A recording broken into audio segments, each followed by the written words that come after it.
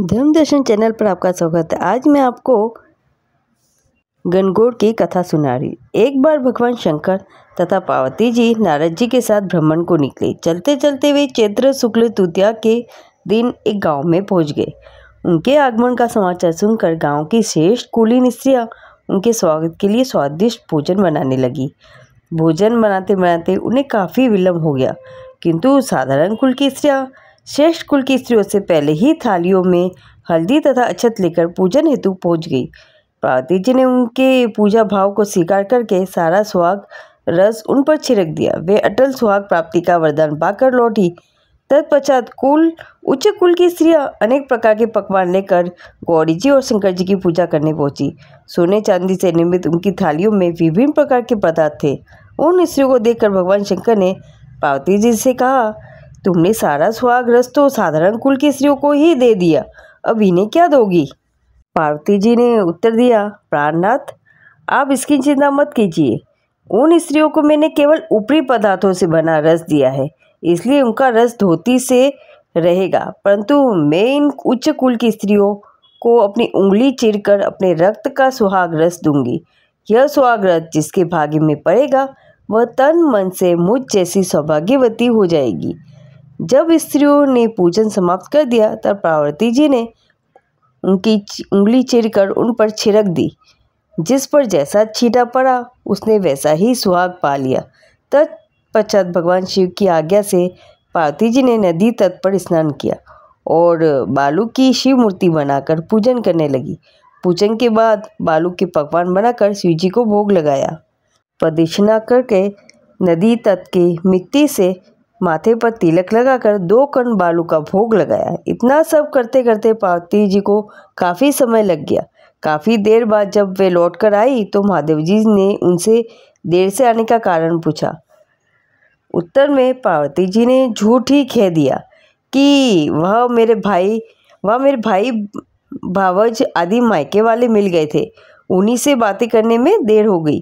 परंतु महादेव ही थे, वे कुछ और ही लीला रचना चाहते थे।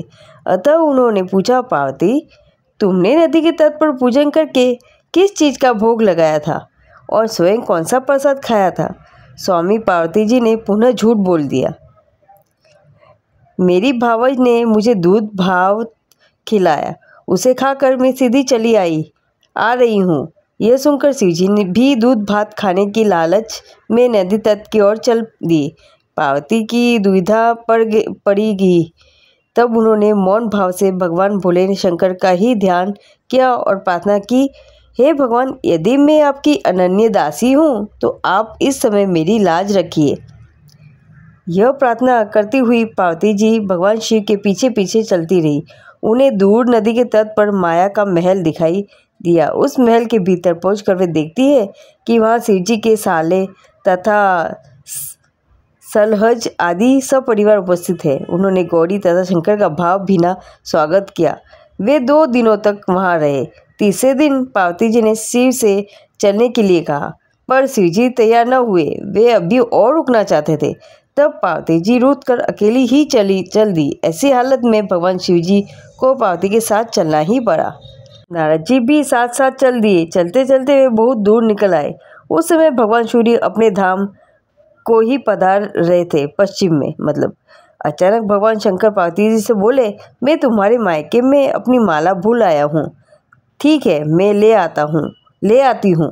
पार्वती जी ने कहा और जाने को तत्पर हो गई। परंतु भगवान ने उन्हें जाने की आज्ञा न दी और इस कार्य के लिए ब्रह्मपुत्र नारद जी को भेज दिया। परंतु वहाँ पहुँचने पर नारद जी को कोई महल नजर न आया। वहाँ तो दूर तक जंगल ही जंगल था जिसमें हिंसक पशु विचर कर रहे थे।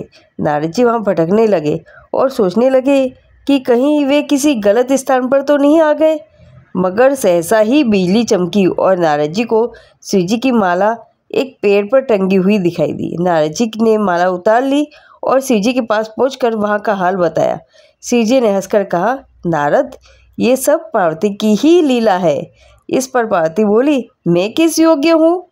तब नारद जी ने सिर झुकाकर कहा, माता, आप पतिव्रताओं में सर्वश्रेष्ठ है। आप सौभाग्यवती समाज में आदि शक्ति है। ये सब आपके पतिव्रत का ही प्रभाव है। संसार की स्त्रियां आपके नाम स्मरण मात्र से ही अटल सौभाग्य प्राप्त कर सकती है और समस्त सिद्धियों को बना तथा मिटा सकती है। तब आपके लिए यह कर्म कौन सी बड़ी बात है। महामाये गोपनीय पूजन अधिक शक्तिशाली तथा सार्थक होता है। आपकी भावना तथा चमत्कारपूर्ण शक्ति को देखकर मुझे बहुत प्रसन्नता हुई। मैं आशीर्वाद रूप में कहता हूँ कि जो स्त्रियाँ इस तरह गुप्त रूप से पति का पूजन करके मंगल कामना करेगी, उन्हें महादेव जी की कृपा से दीर्घायु वाले पति का संसर्ग मिलेगा। तो ऐसी है गणगौर की पौराणिक कथा। गणगौर में गण भगवान शिव और गौर माता पार्वती का प्रतीक है। यह पर्व सुहाग और अखंड सौभाग्य का प्रतीक माना जाता है, इसलिए इसे सुहाग पर्व भी कहा जाता है। गणगौर का पर्व चैत्र शुक्ल तृतीया को मनाया जाता है, जो माता पार्वती के विवाह की तिथि मानी जाती है। इस दिन महिला अपने पति की लंबी उम्र और सुखद वैवाहिक जीवन के लिए व्रत रखती है और पूजा करती है। गणगौर के दौरान लोकगीत गाए जाते हैं और नृत्य किया जाता है। इस पर्व की खुशी उत्साह को दर्शाते हैं। कुछ जगहों पर यह भी माना जाता है कि माता पार्वती होली के दूसरे दिन अपने मायके आती है और 18 दिनों के बाद भगवान शिव उन्हें लेने आते हैं। यह एक महत्वपूर्ण लोक पर्व है जो खास तौर पर राजस्थान में मनाया जाता है, जिसमें माता पार्वती और भगवान शिव की पूजा की जाती है। यह पर्व सुहाग और अखंड सौभाग्य प्रतीक के रूप में जाना जाता है और इसकी कथा माता पार्वती की तपस्या और भगवान शिव के पति के रूप में पाने की कहानी से जुड़ी है।